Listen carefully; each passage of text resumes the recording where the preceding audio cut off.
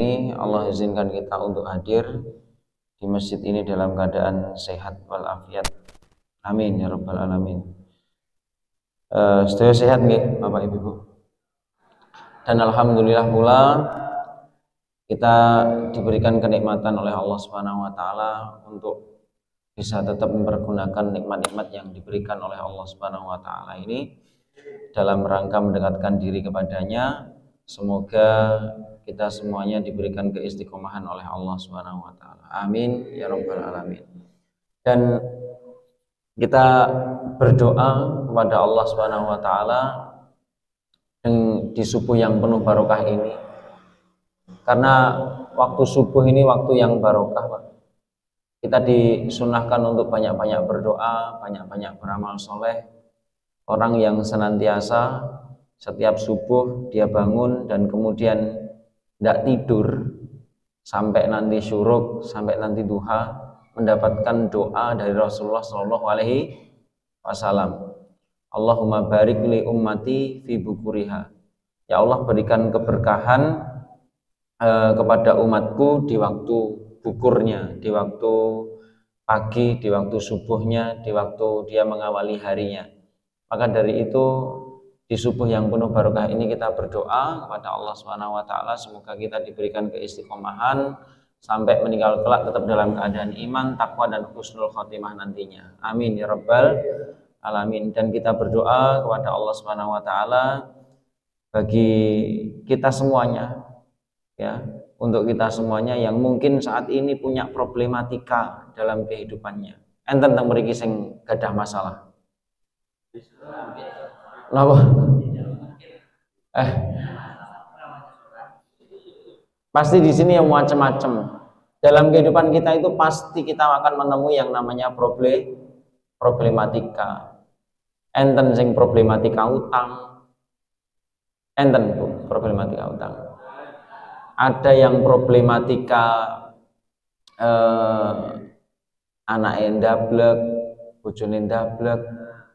Ada yang problematika macam-macam, ya, keluarga, ekonomi, macam-macam.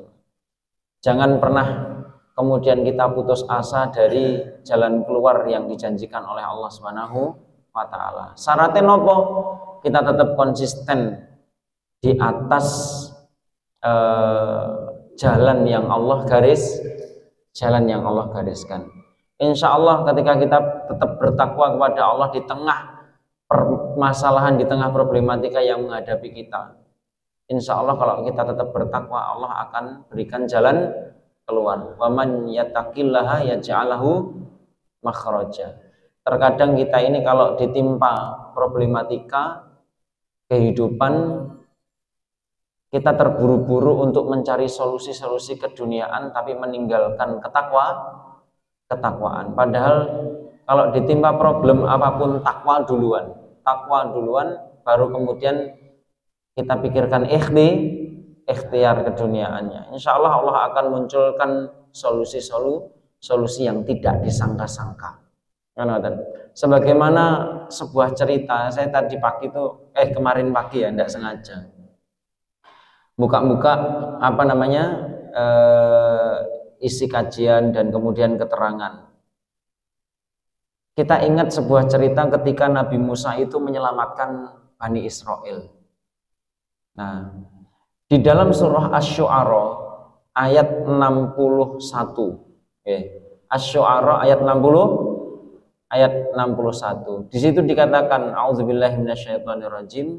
Falamma tara al-jam'ani qala ashabu Musa inna lamudrakun.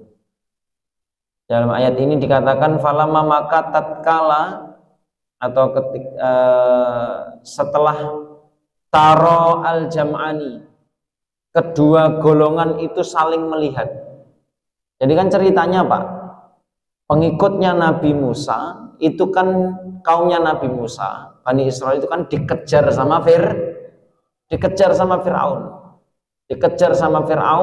dan kemudian Bani Israel ini ngikuti mawon. Nabi Musa ngajak larinya ini kemana? Kan ngoten. Ternyata larinya menemui jalan yang menurut mereka itu jalan buntu. Karena apa? Di depannya ada laut. Sementara mereka melihat Fir'aun yang ada di belakang itu udah mulai kelihatan. Makanya tadi kan mengatakan falamma taro al-jam'ani, ya, kedua golongan ini sudah saling melihat. Jadi kalau kita bahasakan secara luas, pengikutnya Nabi Musa, kaumnya Nabi Musa itu bilang kepada Nabi Musa, Nabi Musa, kalau Fir'aun sama bala tentaranya udah mulai kelihatan. Bala tentaranya Fir'aun juga pun begitu, udah mulai melihat Nabi Musa dan pengikutnya atau kaumnya. Nah, kemudian apa yang dikatakan? Qala ashabu Musa, maka berkatalah pengikut-pengikut Nabi Musa, inna lamudrokun. Jadi pengikutnya Nabi Musa, kaumnya Nabi Musa pun juga yakinnya itu bukan kok yakin bakal selamat, yakinnya bakal ketangkep Pak. Sampai-sampai menggunakan dua kalimat penegasan. Ada inna Musa, ya, inna sesungguhnya kita ini lamudrokun, lamnya itu juga lam taukid, penegasan juga. Corot kalau kita bahasakan zaman sekarang, Musa iki sah A1. Mulai cacah nono kan gitu biasanya. Ini sah A1, pasti kita bakal ketangkep Musa. Kan itu. Menurut pikiran kaumnya Nabi Musa, mereka bakal ketangkep karena di depan adanya laut, di belakang Fir'aun dan bala tentara udah mulai kelihatan. Menurut pikiran logika manusia, ya, menurut ukuran manusia, ini jalan-jalan buntu. Menurut logikanya manusia, ini ndak ketemu solusi, kita pasti kecekel, ketangkep, sah A1 gitu, saking yakinnya. Jadi pengikut Nabi Musa itu yakin, tapi yakinnya yakin kecekel. Tapi apa kata Nabi Musa kepada kaumnya? Qala, Nabi Musa berkata, kalla, gak mungkin, sekali-kali tidak. Inna ma'iya rabbi sayahdin. Sesungguhnya ma'iya rabbi sayahdin, bersertaku atau bersamaku Rabbku sayahdin, akan memberikan petunjuk. Jadi kan perhatikan Pak, Nabi Musa meskipun kaumnya itu ndak yakin bakal selamat, lingkungan sekitarnya ndak yakin bakal bisa tertolong, tapi Nabi Musa tetap konsisten, kala gak mungkin ede kecekel, karena saya mengikuti perintahnya Allah. Jalan yang tak susuri ini jalan yang Allah tuntunkan. Inna ma'iya rabbi sayahdin, sak temennya atau sesungguhnya bersamaku, ya, ada Rabb. Ini kan, dan kalimatnya perhatikan, sayahdin, sin di situ kan artinya akan. Artinya Nabi Musa sendiri juga tidak tahu ini akan ada solusi seperti apa, karena sin kan akan. Jadi Nabi Musa sendiri juga tidak tahu solusinya seperti apa, tapi beliau yakin kalau mengikuti perintahnya Allah akan mendapatkan petunjuk dan solusi. Pak, seorang muslim itu harusnya seperti itu. Jadi meskipun orang-orang sekitar itu mengatakan tidak mungkin, orang-orang sekitar mengatakan permasalahanmu itu gak mungkin dapat solusi, problematikamu itu pasti tidak dapat solusi. Tapi kita contoh Nabi Musa, meskipun orang-orang sekitar kita mengatakan kita ini bangkrut, hancur, tidak mungkin dapat solusi, wis toh, memet awakmu, akan tetapi kita contoh Nabi Musa, selama yang kita lakukan itu di atas jalannya Allah, di atas perintah Allah, Allah pasti akan memberikan petunjuk. Allah pasti akan memberikan solusi. Tergantung kita ini yakin atau Tidak. Kita perhatikan Nabi Musa yakin betul ning ngarep laut. Tapi ini memang jalan ini yang dituntunkan oleh Allah. Kelihatannya jalan buntu. Akan tetapi ketika kita menjalani hidup ya dengan penuh ketakwaan, meskipun problematika itu menurut orang-orang sekitar jalan buntu, pasti nanti Allah akan berikan jalan keluar. Dan ini kan ceritanya seperti itu, Pak. Jadi kaumnya Nabi Musa itu buntu kisah Musa sah A1 buntu, tapi Nabi Musa tetap yakin, nggak mungkin ini jalan buntu. Wong saya ini loh manut perintahnya Allah. Mana mungkin Allah memberikan jalan buntu? Kan gitu. Saya yakin Allah akan memberikan petunjuk. Bahkan Pak, kan ini diceritakan ya, ketika Nabi Musa lari itu kan Nabi Musa ditemani Nabi Harun, dan juga di barisan paling depan itu ada anak ada Yusya ibnu Nun, yang mana di depan ini pun juga memastikan Yusya ya di sini Yusya itu sih. Ini bersama Harun itu memastikan tanya kepada Nabi Musa, sampai dulure dhewe iki takok, iki bener ta dalane Gusti Allah? Ini bener ta ini jalannya Allah? Wis to bener. Terus apa perintahnya lagi? Saya diperintahkan untuk memukul laut pakai tongkat. Jenengan perhatikan, Pak. Terkadang perintah Allah itu tidak masuk akal. Perintah Allah tidak masuk akal. Perintah Allah itu tidak masuk hitung-hitungan manusia. Ya memang seperti itu. Solusi dari Allah itu terkadang seperti itu, tidak terduga, kemudian tidak disangka-sangka, terkadang melalui cara yang tidak difikirkan oleh manusia, tidak sesuai dengan ukuran manusia. Saya masih ingat betul ada teman di Kediri.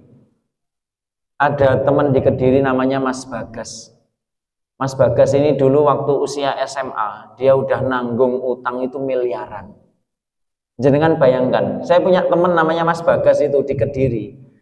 Dia itu bangkrut, keluarganya bangkrut, dia pun juga bangkrut, bahkan sampai dilaporkan polisi. SMA Pak, jadi buronan polisi dulu teman kami itu.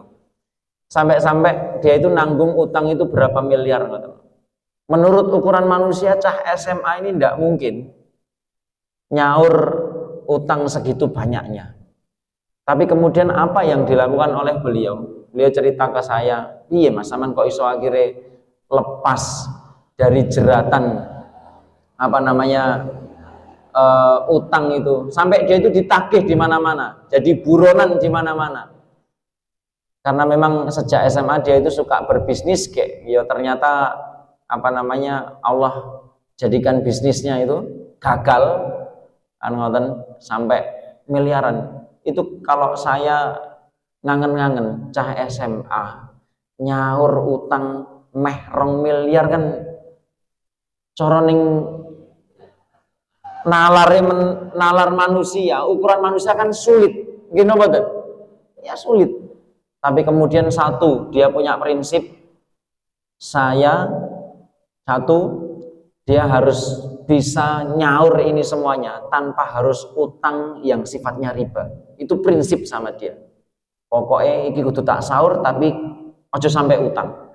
Aset-aset lek perlu tak dol kabeh. Sampai kedol kabeh, Pak. Aset apapun didol, sik kurang. Dia itu notal, kalau zaman saya SMA dulu kan sik murah-murah toh. Omah itu dijual mungkin hanya laku berapa ratus juta, 100 atau 150 juta. Dia total semuanya, kendaraan, tanah dan lain sebagainya. Tak cukup. Tapi yang penting kena ngedem sih, kan ngoten.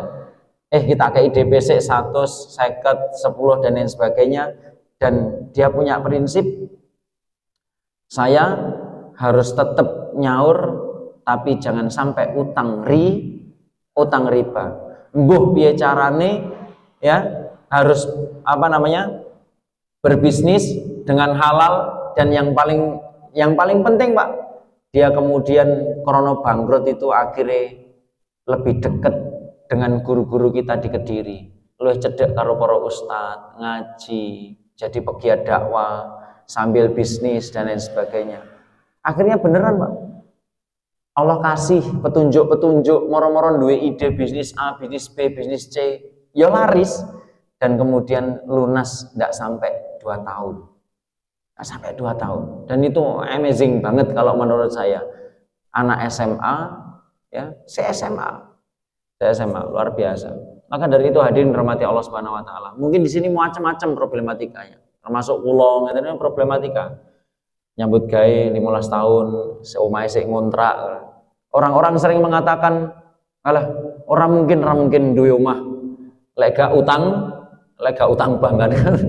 Lek gak utang riba. Tapi kita yakin, saya yakin sama teman-teman yang menghindari riba itu. Yang penting kita yakin di atas jalannya Allah pasti ada solusi. Ya ngoten hadirin. Sama kayak yang saya alami dengan bapak saya ketika bangkrut itu. Sampai tidak punya rumah, harta satu-satunya yang kita miliki itu cuma Supra tahun 2007.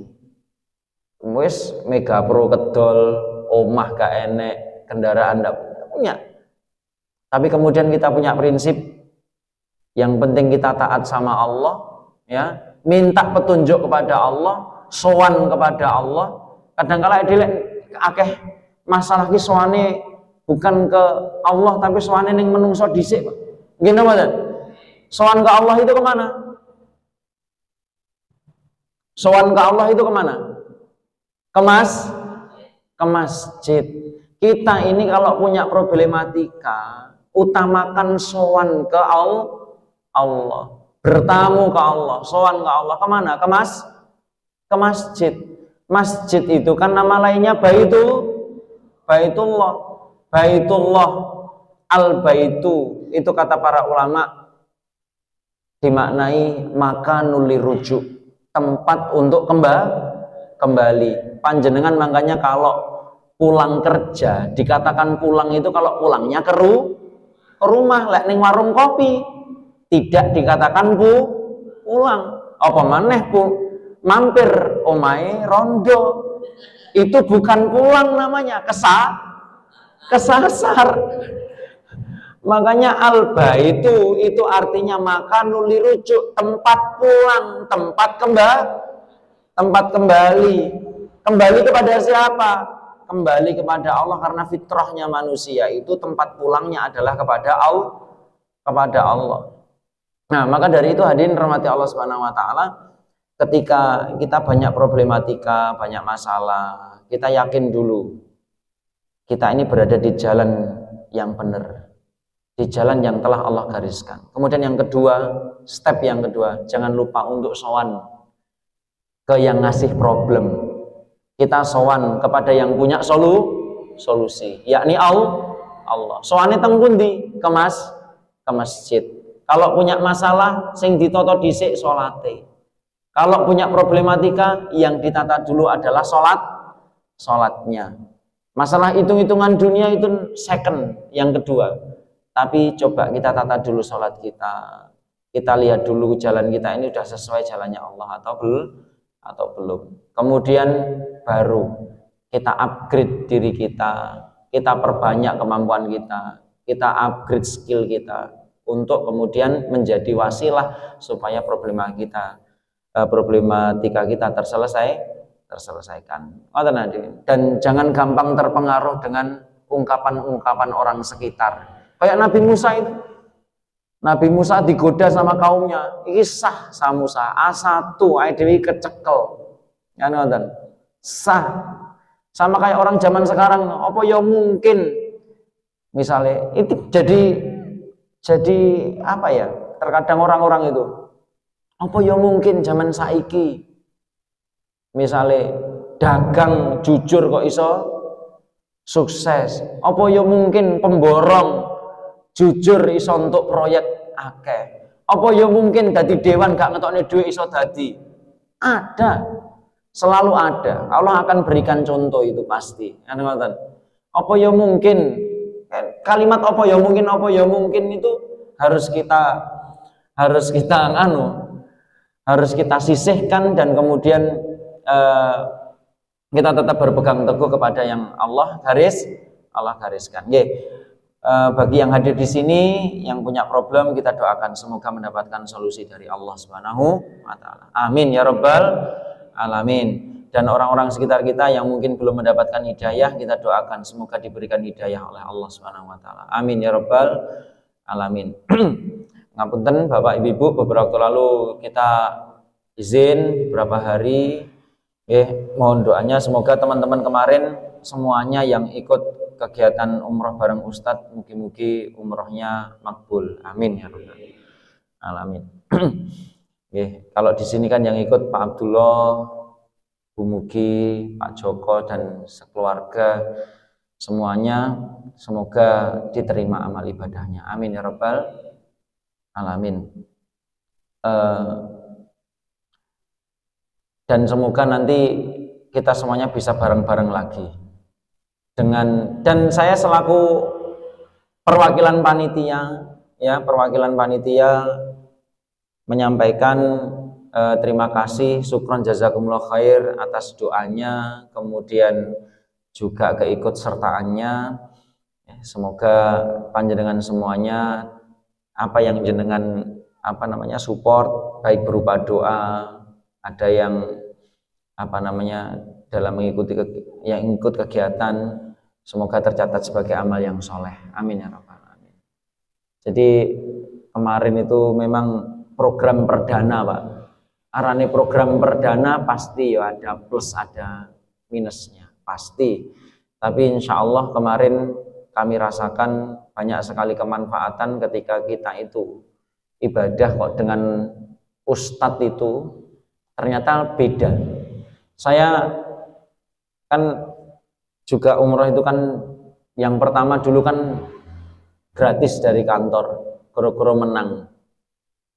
Ini yang menang nih. Yang kepawaan menang lomba.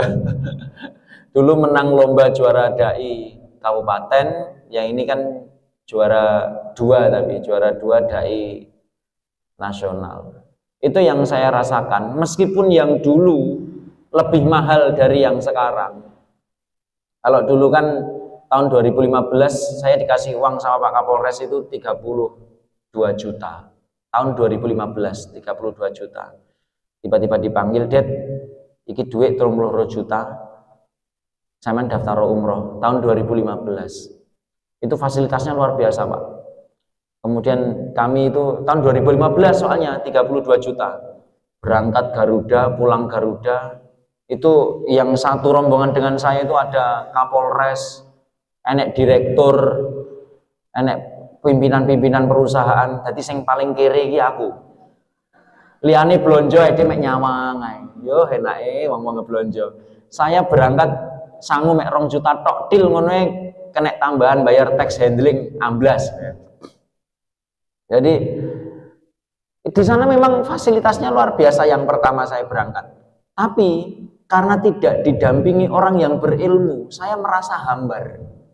Saya tidak mendapatkan penjelasan-penjelasan yang mendalam ketika ziarah di tempat-tempat yang bersejarah. Ngoten, Pak. Misalnya teng Khondak, yang ndak enek penjelasan ini Khondak, ya. Ini sing perang iki, sing mati iki, selesai. Ini Uhud. Ya mek gitu tok oleh mutawifnya. Kemudian ketika kemarin memang kita niatkan untuk bawa 2 Ustadz Anang sama Ustadz Gufron supaya ada penjelasan yang mendalam, yang detail, dan saya merasakan ada yang beda. Apalagi Ustadz Gufron kan pengetahuan sirahnya luar biasa, sampai mutawifnya itu minder, Pak. Ketika di bis mutawifnya menerangkan, kemudian Ustadz Gufron dikasih kesempatan, sampai mutawifnya itu tanya, "Niku sinten, Mas?" "Oh, jenengan ndak tahu, ini Ustadz Kabir." Kabir itu gede. ini Ustadz Kabir tadi ini. Jenengan ndak tahu, ini lulusan terbaik Pondok Pesantren Al-Islam. Akhirnya sejak perjalanan pertama itu mutawif ndak berani ngomong. Langsung serahkan Ustadz Gufron terus. Dan ini yang saya rasakan berbeda betul. Ketika di Uhud Ustadz Anang menjelaskan, Ustadz Gufron menjelaskan, itu Orang-orang kepuasannya luar biasa sekali. Kepuasannya di situ. Nerang nene itu luar biasa. Ning Uhud iki sing mati sapa ae, iki jenazah sapa, dan kemudian keutamaan Uhud itu seperti apa. Waktu di Masjid Nabawi pun juga sama. Di masjid-masjid bersejarah pun juga sama. Ketika kita mengikuti betul, makanya jamaah kemarin saya sampaikan pokoknya ngintil Ustadz Anang sama Ustadz Gufron. Itu pasti dapat ilmu yang sangat luar biasa. Selama ini kan kita itu umroh kayak wisata tuh Pak. Gimana Pak? Saya membandingkan dulu itu yang fasilitas VIP waktu pemberangkatan pertama, saya berangkat pertama kali fasilitas VIP itu saya merasakan kayak wisata mean. Soalnya nggak dapat wawasan yang begitu mendalam. Tapi ketika kemarin sama Ustadz Anang, Ustadz Gufron, nangisnya dapat. Jadi jenengan udah dapat videonya belum yang Ustadz Gufron mimpin pengajian sampai nangis-nangis itu? Belum ya? Oh iya ning HP ku rong tak edit soalnya. Nah, masih kita edit ketika Ustadz Gufron mimpin pengajian sampai nangis-nangis. Itu begitu terasa banget. Dan di sana Ustadz Gufron itu memang paling semangat. Tekoduk baru nyampe itu langsung observasi. Keliling Masjid Nabawi, pulang itu jam 1 ya, sampai waktu di Mekah itu dengkul isine koyok kabeh karena bengkak semuanya, bahkan sampai sholat itu pakai kursi karena saking capeknya. Memang ada beberapa yang bikin jumbuh kemarin karena ada teman-teman dari Nahdlatul Ulama, kita kan minta digabung. Jadi travelnya itu kemarin itu Taren ke Kulo. Pak Ded, ini ada jamaah Madiun, jumlahnya sedikit, cuma 40 orang. Tapi NU. Nyapa kok NU kok pakai tapi ya, yo ngono. Kan ya podo-podo Islami kan gitu. Mau Muhammadiyah, mau NU sama-sama muslimnya kan. Ini boleh nggak gabung? Ya saya tanya, ning surga ki apa mek Muhammadiyah tok? Ya ada NU masuk surga, Muhammadiyah masuk surga, Persis masuk surga, Salafi masuk surga. Justru ini menjadi momentum kita ini, bisa nggak berukhuwah itu, bisa nggak kan itu. Maka monggo silahkan mawon kan gitu. Lagi pula kan teman-teman Muhammadiyah terbiasa doanya sir, mesti wes podo apal, nggak masalah jadi satu kan gitu. Nanti yang Muhammadiyah dipimpin Ustadz Anang, yang NU dipimpin kiainya sendiri. Tafadhol, nanti bisa kumpul kan itu. Dan lagi pula saya ingat perkataannya Syekh Mutawalli Asy'arawi. Ini yang saya jadikan dalil. Syekh Mutawalli Asy'arawi itu ketika menafsirkan surah Al-Hajju Ashhurum Ma'lumat faman farada fihinnal hajja wala rafatha wala fusuqa wala jidala fil hajj. Ini kemudian Syekh Mutawalli Asy'arawi menyampaikan dalam mukadimahnya. Beliau mengatakan gini. Wa fi jalali hadhil wahdah. Dan di tengah-tengah persatuan ketika ibadah ini, maksudnya ibadah haji dan umrah, ibadah haji atau umrah. Syekh Mutawalli Asy'arawi mengatakan tan soharul ajnas, berbaur berbagai macam jenis. Jadi ketika ibadah umrah, ibadah haji, mesti kan nyampur macam-macam jenis. Gini mboten? Entah jenis suku, jenis mahdab, entah jenis kelamin, entah jenis negara, macam-macam. Kemudian Syekh Mutawalli Asy'arawi mengatakan wal alwanu wal lughatu, dan pada saat itu juga berkumpul macam-macam orang bahasanya. Bayangkan Pak, kumpul dadi siji, bosone renora, sukune reno. Nah kadang kala lagi pengen asine iki dalam hati itu ngobrol, enek bendero aja Zahir itu pengen hati ngobrol, tapi hahe pengen sebenarnya. Ada teman-teman Bangladesh yang caca kan, India, Bangladesh, bendera macam-macam. Kita itu dalam hati iki dulur sesama muslim. Nelongso terkadang kok ra iso komunikasi. Kemudian Syekh Mutawalli Asy'arawi mengatakan dari berbagai macam jenis bahasa, suku, mahdab ya norno Bu. Saestu. Dan kalau di sana kan mahdab itu norno. Wudu ya nek sing ngene to, enek sing ngene. Salat ya ada sing Allahu Akbar. Segini tok juga ada, macam-macam Tapi kerennya, meskipun mazhabnya beda-beda, ketika di sana itu kok ora tukarannya. Gini mboten? Nyapa lek ning negarane dhewe kok tukaran, eker-ekeran, tapi lek ning kono kok iso dadi siji. Kenapa, Bu? Gini mboten? Aneh kan? Orang-orang itu mengatakan, biasanya kan teman-teman yang dari Madinah itu kan Wahabi, gitu mboten? Wahabi. Tapi ketika di sana, yo iso sholat bareng. Meskipun mazhabnya yang dipimpin itu, yang diimami ada yang mazhabnya Syafi'i, Hambali, Hanafi, Maliki. Tapi ketika dipimpin di sana, yo iso dadi siji, ora tukaran. Anu ngoten. Sing dipimpin yo sukune rena-rena, sukunya beda-beda, jenisnya beda-beda, bahasanya beda-beda. Jadi ndak bertengkar, ndak saling tahdir, kemudian ndak saling caci, saling maki, saling memusuhi. Apa penyebabnya, Pak? Di sini Syekh Mutawali Asy'ari mengatakan, fala nasaba illa ilal Islam wala hasaba illa ilal iman. Kata Syekh Mutawali Asy'ari, ketika orang jadi satu itu di situ tidak ada yang pantas untuk dijadikan atribut selain atribut keislaman, tidak ada yang perlu diperhitungkan kecuali keimanan. Makanya Pak, kalau panjenengan umroh atau haji, itu kan pakai pakaian apa? Ihram, napa pareng? Jenengan umroh, haji nggih seragam ormas pareng napa mboten? Pareng napa mboten? Ndak boleh, kan ngoten. Makanya pakainya pakai pakaian semuanya putih, itu atribut keislaman.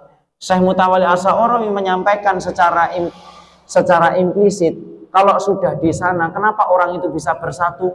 Karena semua menanggalkan atribut organisasinya masing-masing, menanggalkan atribut negarane dewi-dewi, menanggalkan atribut mazhabnya masing-masing, semua jadi satu, hanya satu yang diperhitungkan, yakni keislaman. Pokoknya Islam berarti iso dadi siji, dan tidak ada yang diperhitungkan kecuali iman. Pokoknya iman mesti iso dadi siji. Makanya orang-orang yang niatnya lillah mesti iso dadi siji. Orang yang lillahi ta'ala pasti bisa berukhuwah. Korelasinya seperti itu. Orang yang berdakwahnya lillah mesti bisa ukhuwah. Tapi kalau orang itu tidak lillah, Pak, mesti tidak bisa ukhuwah. Itu seperti itu. Syekh Mutawali Asy'ari menyampaikan seperti itu. Ya, ini pelajaran buat kita. Makanya kemarin ketika mungkin ada beberapa jamaah yang kok jadi siji, tapi itu sebenarnya pelajaran buat kita. Bisa nggak kita benar-benar jadi satu, berukhuwah meskipun beda. Alhamdulillah kan bisa. Pemane lek wis waya ning ruang makan. Wong lek babakan mangan iso dadi siji, mosok babakan ibadah gak bisa dadi siji. Kan lek waya mangan kan rukun ngomongi. Waya mangan rukun. Hadirin. Oke, itu ya. Perbedaan suku, ras, mazhab, ya, hakikatnya sudah lewat dalam agama kita itu. Yang penting apa? Islam dan iman. Makanya kalau di sana kan satu pakaiannya putih kabeh. Yang penting Islam, iman, insya Allah dari siji. Selama hatinya itu lillah. Jangan ingat ini khot nih. Yang penting hati itu kalau lillah pasti bisa berukhuwah. Tapi kalau hati ini sudah tidak lillah, pasti sulit untuk berukhuwah. Kelihatannya kegiatannya sama-sama baiknya.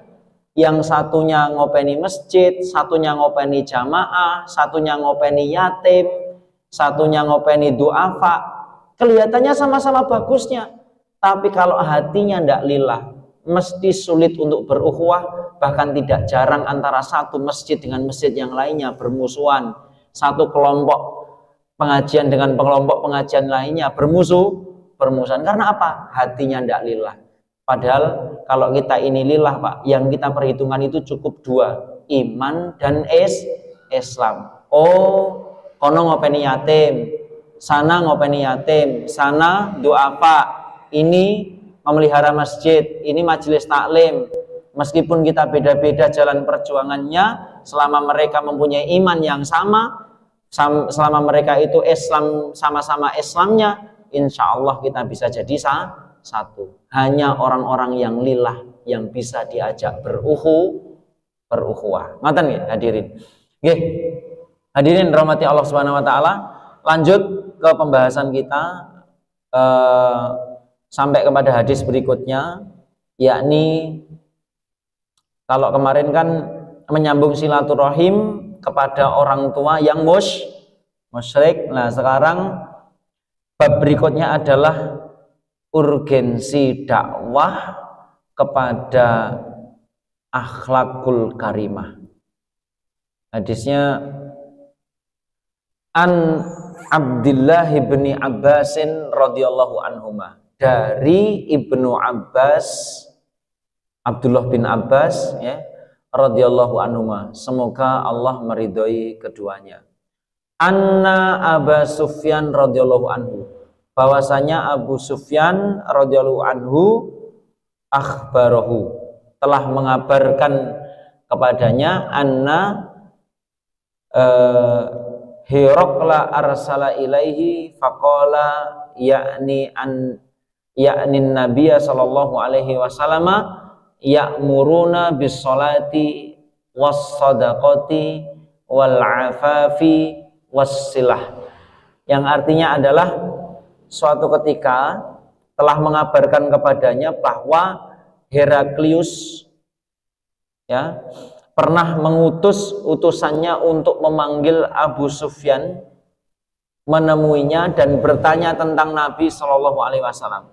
Lalu beliau menyampaikan bahwa Nabi Shallallahu Alaihi Wasallam memerintahkan mereka untuk menegakkan sholat, bersedekah, menjaga kehormatan dan menjalin silaturahim. Jadi hadirin rahmati Allah Subhanahu Wa Taala, hadis ini ada beberapa faedah. Para ulama kemudian menyampaikan beberapa faedah di sini. Yang pertama, jadi hadis ini bercerita tentang penggalan kisah ketika Nabi Shallallahu Alaihi Wasallam itu awal-awal menyebarluaskan Islam di Mekah dan menyeru para pembesar di berbagai negeri untuk masuk Islam.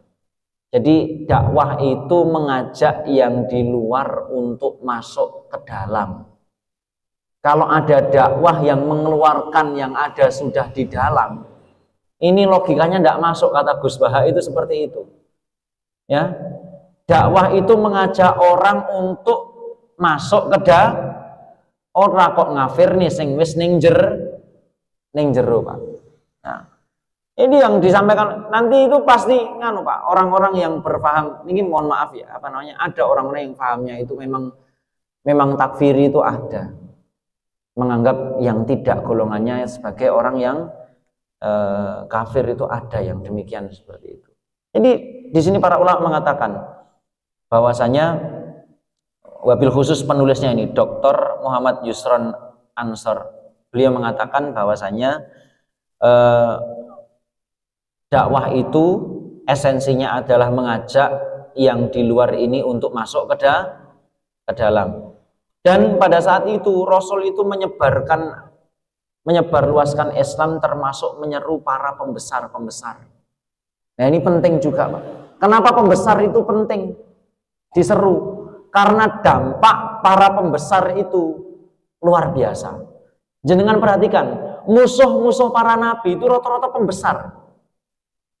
Fir'aun, gimana lawannya Nabi Musa. Dan lebih banyak mana? Pengikut Fir'aun atau pengikutnya Nabi Musa? Fir'aun. Karena penguasa itu kalau sudah mengatakan A, ini masyarakat itu pasti banyak yang ikut, senajan keliru. Karena apa? Penguasa itu memiliki piranti yang lengkap untuk mengajak dan memaksa masyarakatnya untuk ikut dia. Kemudian musuh Ibrahim sinten?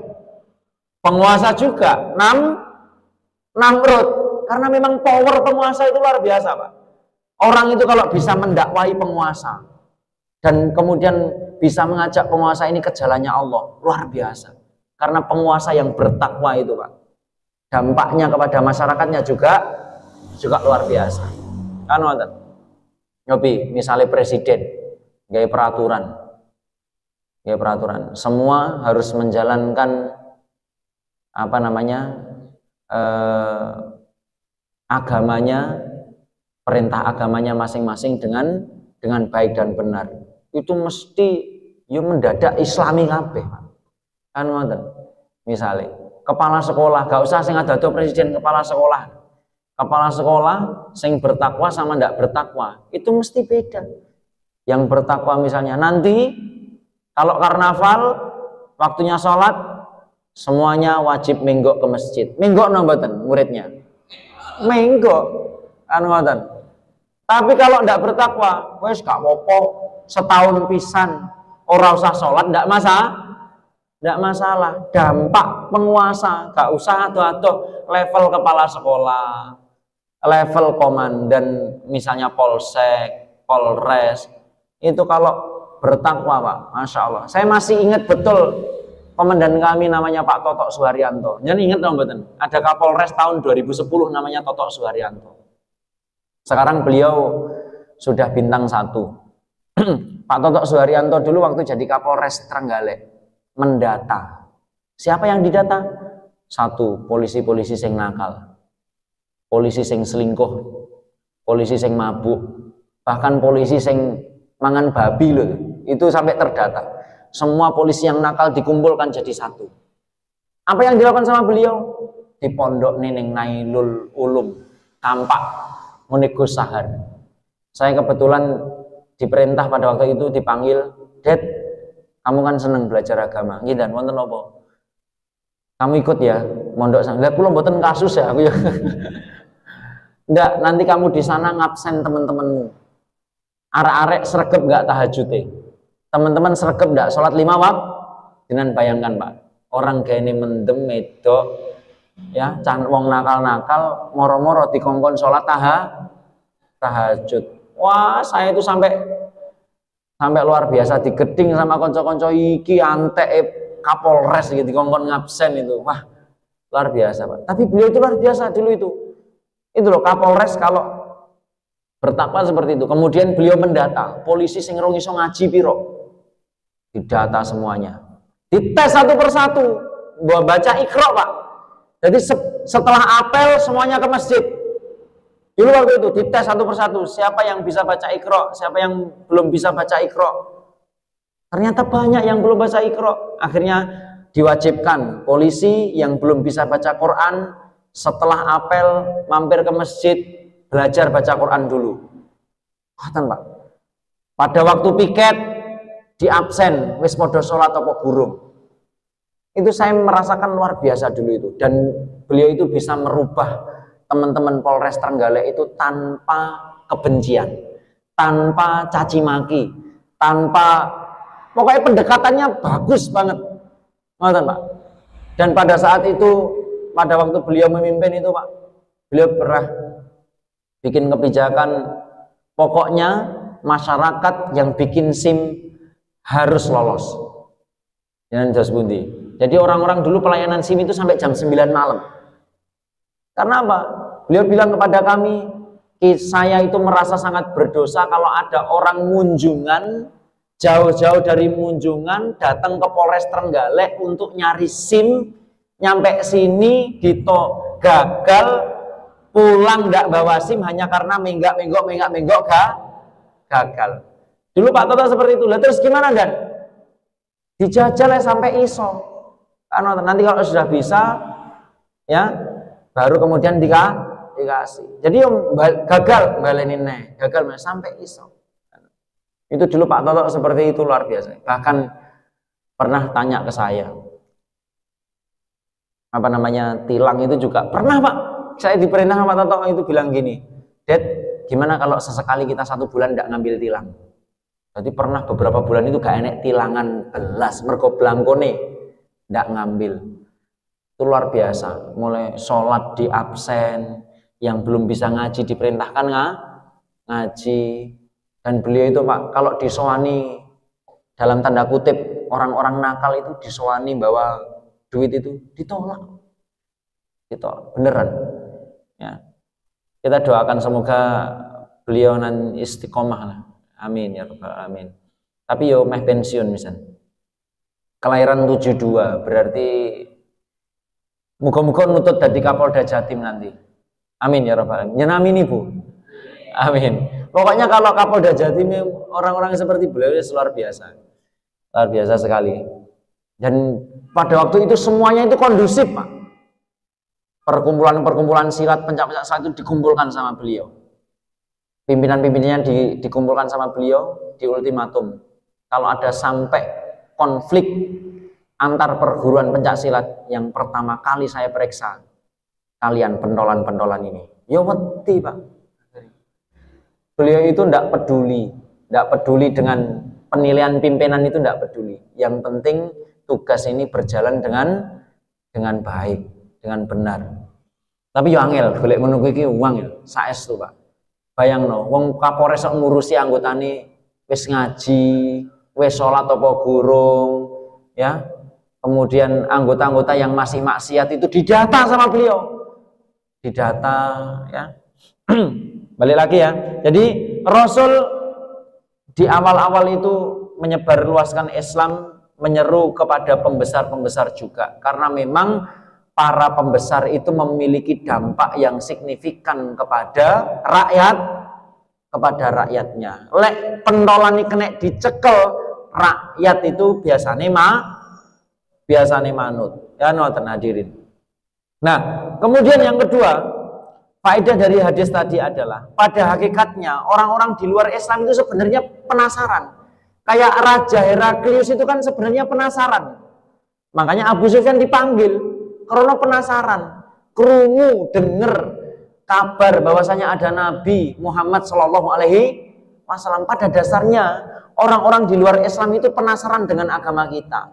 Cuman rasa penasaran itu terkadang jadi mental, image-nya buruk karena akhlak buruk. Rasa penasaran itu harus disambut dengan akhlak baik, Pak. Makanya kadang-kala saya ini ketika menyimak dakwah-dakwah yang kalimat-kalimatnya kotor, caci maki, itu orang Pak, teman-teman kami itu, teman-teman non muslim itu kalau melihat dakwah seperti itu, apa mana terus musuhan kodo-kodo muslimi, itu semakin menjauhkan orang yang belum Islam dari Bayangkan Pak, ada murid kami itu yang murtad, murid TPA itu. Murid TPA kami itu ada yang murtad ketika kuliah, ketika SMA itu. Gara-gara apa? Sumpek delok Islami musuhan. Itu kan Pak. Ternyata berdampak loh. Berdampak. Ada orang muslim sama muslim musuhan. Kemudian dakwahnya kasar, dakwahnya caci maki. Itu ternyata berdampak. Mereka menilai, lah yo, mlebu Islam orang malah tenang, malah dijak tukaran. Padahal orang-orang itu kalau beragama mencari ketenangan. Maka kita perhatikan betul ketika berdakwah ini, hati-hati betul. Ya, kita dibenci karena kita ini kalau dibenci mempertahankan kebenaran itu bagus. Tapi kalau dibenci karena akhlak itu musibah. Perhatikan ini.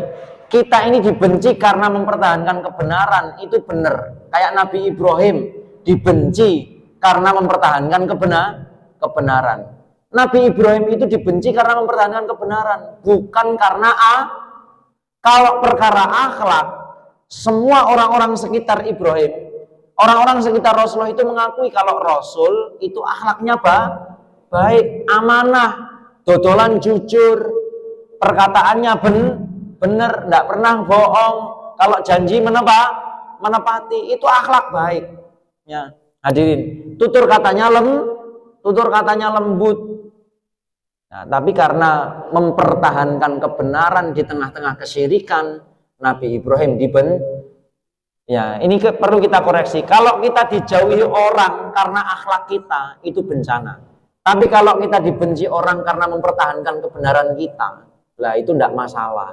Misalnya liane nyembah brahala jenengan boten piyambak, terus jenengan bertahan di situ, jenengan malih didoi, itu tidak masalah. Sing penting akhlaknya dhewe tetap api. Kemudian hadirin rahmati Allah Subhanahu wa taala, terkadang orang-orang di luar Islam, ini Dr. Muhammad Yusran Ansor mengatakan, orang-orang di luar Islam itu akan berbicara dengan jujur dan menilai agama kita ini bisa lebih objektif. Terkadang Pak, wong ning jobone Islam itu kalau menilai agama kita itu bisa lebih objektif daripada orang-orang yang berada di dalam agama itu. Karena apa? Orang yang berada di dalam itu terkadang lek nilai koncone iki wis standar non sewu ya, ormasnya dewi-dewi, mahdhabe dewi-dewi. Nggih napa ta? Terkadang lek nilai wong sing sak mahdhab,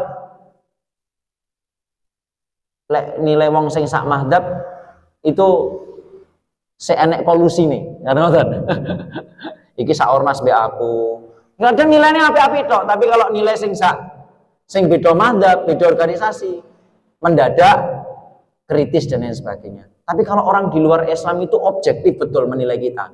Delok kelakuannya, lek kelakuannya api, ya dinilai api. Terkadang sama kayak Raja Heraklius itu ketika menilai Rasulullah, menilai orang Islam sesuai apa yang dilihat. Maka kita yang sudah berislam ini perlihatkan sosok Islam yang benar-benar rahmatan lil alamin. Kita boleh berprinsip itu betul baik, tapi jangan sampai meninggalkan akhlak baik. Dan Rasul itu Pak, Rasul itu kan akhlak baiknya luar biasa. Ya, beliau sopan kepada siapapun, beliau lembut kepada siapapun, tidak peduli muslim non muslim, loman. Kan ngoten Pak. Rasul itu terkenal loman. Terus kemudian jujur, profesional. Jenengan kalau sudah ngaji kudu profesional. Sing dadi guru profesional, polisi profesional. Ada orang sudah ngaji, dadi guru telatan, ngajar tenanan. Ini mesti agamane ikut image-nya buruk kan ngoten. Makanya kami itu berprinsip kalau kita ini ngajinya bener ning kantor kudu profesional supaya orang memandang, oh ternyata orang itu semakin ngaji kerjanya semakin bener Pak. Ngoten hadirin. Mungkin itu yang perlu kami sampaikan, sudah jam 6. Nah, masih banyak lagi faedah yang belum kami sampaikan. Semoga ada manfaatnya Bapak Ibu. Kita tutup dengan doa kafaratul majlis. Subhanakallahumma bihamdika asyhadu an la ilaha illa anta astaghfiruka wa atubu ilaik. Assalamualaikum warahmatullahi wabarakatuh.